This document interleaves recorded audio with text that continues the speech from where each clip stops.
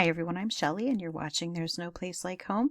I'm back with another video and today's topic is inconsistencies in the little season. No, I'm not speaking of the little season that's in Revelation 20. I'm speaking about inconsistencies in little season eschatology. That's what we're going to be talking about today, specifically focusing on one verse that many of them will use in comments to others, sometimes to me, saying that we are calling Jesus a liar if we don't believe what he said. And that's an issue in itself, because I've noticed that for some reason, many little seasonists believe that they are the only people who understand timing statements. They at least partially understand it. And that is not even the case at all. But first of all, in case you're not sure what the little season is, I'm not going to get too much into it, but they are a group of believers that I used to be a part of. They're a group of believers who take Revelation to be chronological and believe that we are now in Revelation 20, verse 7. So they believe that everything has happened up until this point. The tribulation has already happened. They believe that there was a literal 1,000-year kingdom on the earth. I think most of them believe it was on the earth that has since come and gone. And they believe that Satan is now in charge, so to speak. I mean, I know they know that God is in charge, but they'll say that Satan is released at this point in time, and they'll say that's where we are. And most of them will say that it's been a few hundred years. A lot of them think since 1776. So, with that being said, it says when the 1,000 years are complete, Satan will be released from his prison, and they believe that happened again. Not all of them, but some of them around 1776, and will go out to deceive the nations in the four corners of the earth, Gog and Magog, to assemble them for battle. Their number is like the sand of the seashore. So in their mind, we are at the point where Satan is released. We're waiting for this battle of Gog and Magog, and then we are waiting for the white throne judgment and the new heaven and earth. And I specifically want to read to you one verse, verse 12, that we're actually going to talk about a little bit later too. And it says this: "And I saw the dead, great and small, standing before the throne, and books were open, and one of them was the book of life, and the dead were judged according to their deeds as recorded in the books." And like I said, they think that we're at the point now. We're getting there, and this is one of the things that we are still waiting for to happen in the future. Now, I have been a full preterist now for, I believe it'll probably be about 2 years next month. So for quite a while now, I have been a believer in covenant eschatology. I believe that all prophecy was fulfilled by AD 70. Some of that prophecy that was fulfilled, such as in Revelation 22, verse 17, calling people inside the gates. I believe that is an ongoing prophecy that is going to continue into eternity, because Scripture does say that the new covenant has no end.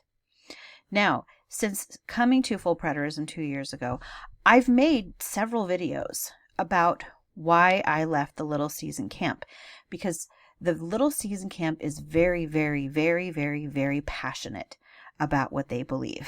And a lot of them are absolutely dumbfounded when they find out that anyone can possibly have stopped believing what they believe. And so, I mean, and that's okay, because I'm kind of getting to the point, even with full preterism, when I'm like, how can you not believe this? So, I kind of get where they're coming from. I think that some of them could be nicer about it, but whatever. So since making these videos in which I explain why I no longer believe that we're in the little season, and I give very definite biblical reasons using scripture upon scripture upon scripture, I will still inevitably in the comments I'm going to add, despite the fact that I say in these videos that I believe that all prophecy was fulfilled in AD 70. But I will still, for some reason, I think some people don't watch the videos. They just see that I said that I left the little season camp, and then they jump to conclusions and think that, oh, she must be a complete futurist now. She must have gone back to dispensationalism, and that is not the case. Watch the videos, and then I will explain my position. But the reason for this is the reason I'm saying this is that a lot of them will leave comments such as, well, you must not believe Jesus then. You are calling Jesus a liar. And then they will mention verses such as Matthew 24:34, in which Jesus said, this generation shall not pass away until all these things take place. And anyone who has watched my channel knows that I firmly believe that Jesus meant what he said when he said that. But again, I don't know why. A lot of people in the little season, they think they're the only ones that understand that. There are a lot of post-millennialists who understand the timing language. So if you're in the little season, trust me, you're not the only ones that understand what timing language is. Your eschatology is actually pretty new. And, people have been believing these timing statements long before little season came along. So that's got to, be pointed out. Another one that people will sometimes leave in my comments is Matthew 16:28. They'll say, oh, you're calling Jesus a liar. Look at Matthew 16:28. And that says, truly I say to you, there are some standing here who will not taste death until they see the Son of Man coming in his kingdom. And their point is, look, Jesus did come back. Most of them are partial preterists. Some of them would consider themselves to be historicists. But like I said, most of them believe that Jesus came in judgment, that the tribulation already happened. Some of them believe that there was a rapture that already happened. But suffice it to say, they think that this part here, they say, look, Jesus said that some of the people who were standing there with him would still be alive when he came back. And to that I say, yes, I absolutely agree with you. 100%. But the problem is that them using this scripture to try to prove me wrong, even though I believe that Jesus meant what he said, it really shows a glaring inaccuracy in their own eschatology. And that's what I'm going to share with you right now. So, in this video, we are going to be true to these timing statements. And I think that, most little seasonists would say, well, yes, that's what we need to do. Okay, I agree with you. Let's be true to these timing statements. So we're not just going to read Matthew 16:28, which is the one that I just shared with you that people will leave in my comments all the time. I'm also going to start with 27, which says, for the Son of Man is going to come in the glory of his Father with his angels, and will then repay every man according to his deeds. Truly, I say to you, there are some of those who are standing here who will not taste death until they see the Son of Man coming in his kingdom. So here Jesus is saying he is going to come back in the lifetime of some of those who are there with him. And he is going to come back in the glory of his Father with his angels, and he is going to repay every man according to his deeds. And most little seasonists will say to you, I would probably say all of them, they will say, yes, I believe that. Okay, that's great. Now let's go to Revelation 22:12. Revelation 22:12, which is in the last book of the Bible.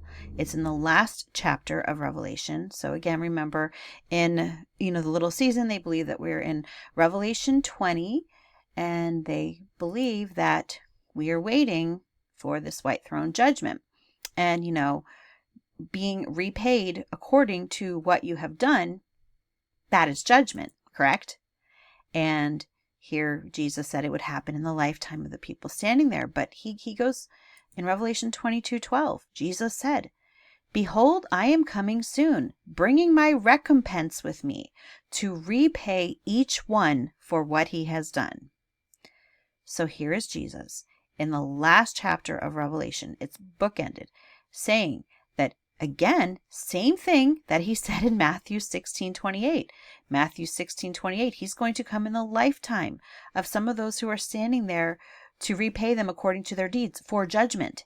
Okay, that is judgment. And then in Revelation 22:12, he's saying, behold, I am coming soon, bringing my recompense with me to repay each one for what he has done. He is talking about the same thing. Now, I have asked some little seasonists about this, and they will say, well, no, Revelation 22:12 is talking about the white throne judgment, but Matthew 16:27 and 28, that was talking about the judgment of Jerusalem. Well, no, but that's not what it says. It is very clear. Coming back will repay each man according to his deeds, which is exactly what is said in Revelation 22:12. This is talking about the same event. Now, if you remember, I showed you Revelation 20 verse 12 today. We're going to read that one too, because this is where they think that we're waiting for. All right. And I saw the dead, great and small, standing before the throne, and books were opened. Then another book was opened, which is the book of life. And the dead were judged by what was written in the books according to what they had done. So here we have yet another explanation of the judgment in which people are going to be judged according to what they had done. So, same thing being talked about in Revelation 22:12.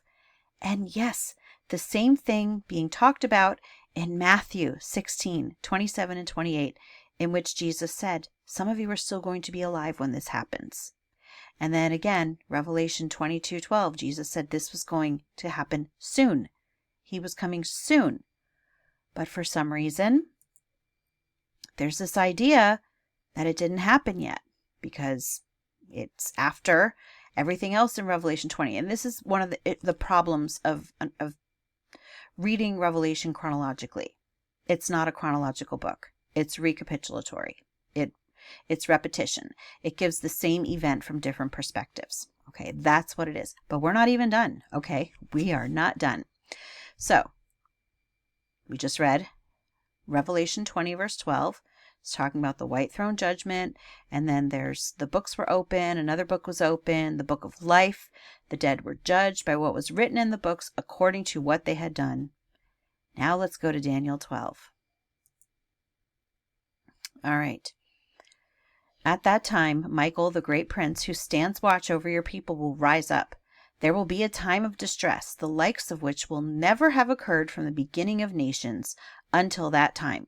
Just as Jesus said in Matthew 24 about the tribulation, which again, little seasonists, they believe that the tribulation already happened, just as I believe that. Okay? All right. There will be a time of distress, the likes of which will not have occurred from the beginning of nations until that time. But at that time, your people, everyone whose name is found written in the book, will be delivered. Well, that's a problem, because it says that everyone whose name was found written in the book, what book? The book that was just mentioned in Revelation 20, verse 12, in the white throne judgment scene. It would happen at that time. At what time? At the time of the tribulation that the little seasonists believe already happened. Okay? Now, and many who sleep in the dust of the earth will awake, some to everlasting life, but others to shame and everlasting contempt. Then the wise will shine like the brightness of the heavens, and those who lead many to righteousness will shine like the stars forever and ever. But you, Daniel, shut up these words and seal the books until the time of the end. Many will roam to and fro, and knowledge will increase. Then I, Daniel, looked and saw two others standing there, one on this bank of the river and one on the opposite bank.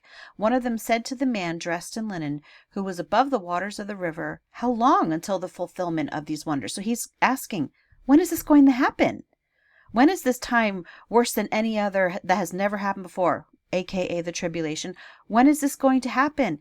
Not just the tribulation, though, because again, it's at that time that the people, everyone whose name is found written in the book, will be delivered. Again, what book? The book from Revelation 20, verse 12 of the white throne judgment.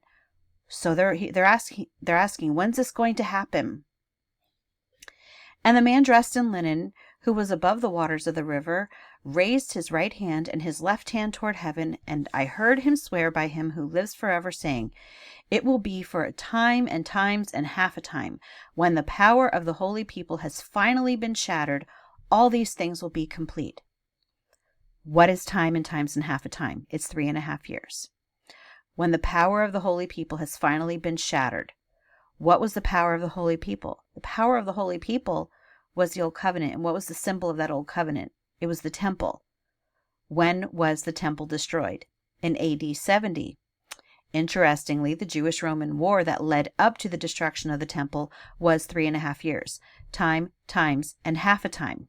Now, a lot of Little Seasonists will agree with that and say, yes, it was the Jewish-Roman War. It led up to the destruction of the temple, and that was Jesus coming in judgment. And they'll say, but that was different. That was judgment on Israel, and the white throne judgment is something completely different. But that's not what Daniel 12 says here.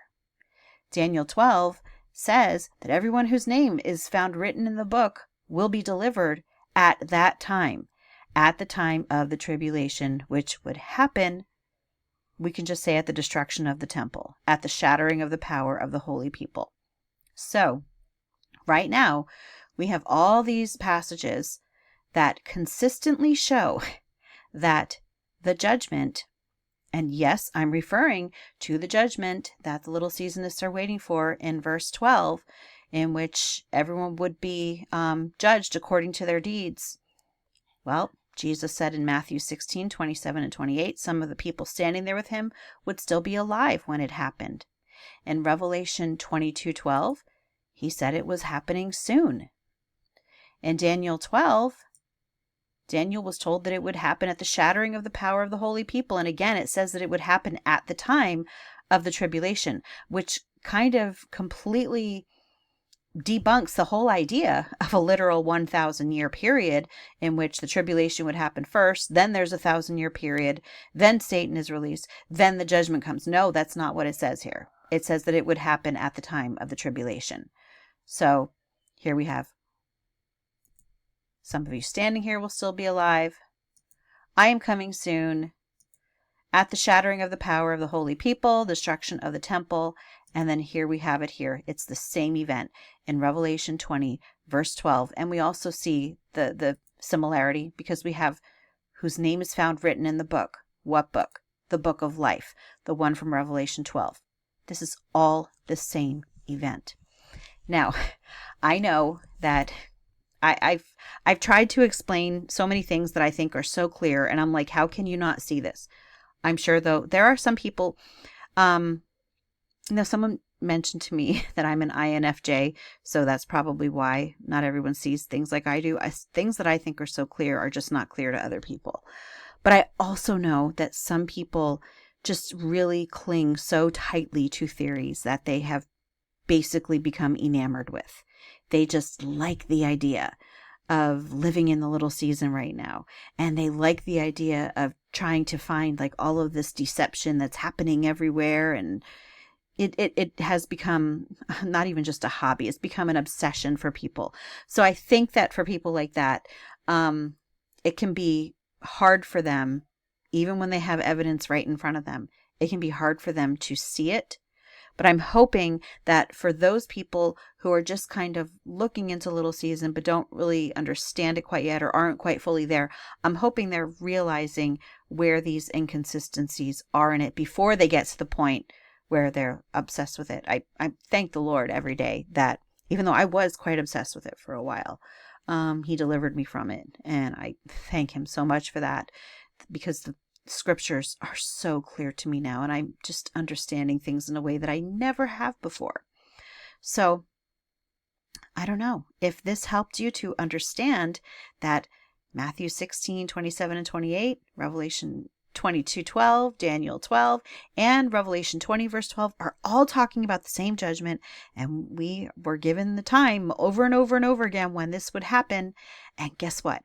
It's not in our future. So that's all that I have for you today. If you like this video, give it a thumbs up. If you haven't subscribed and would like to hear more of what I have to say, I would love if you would do that.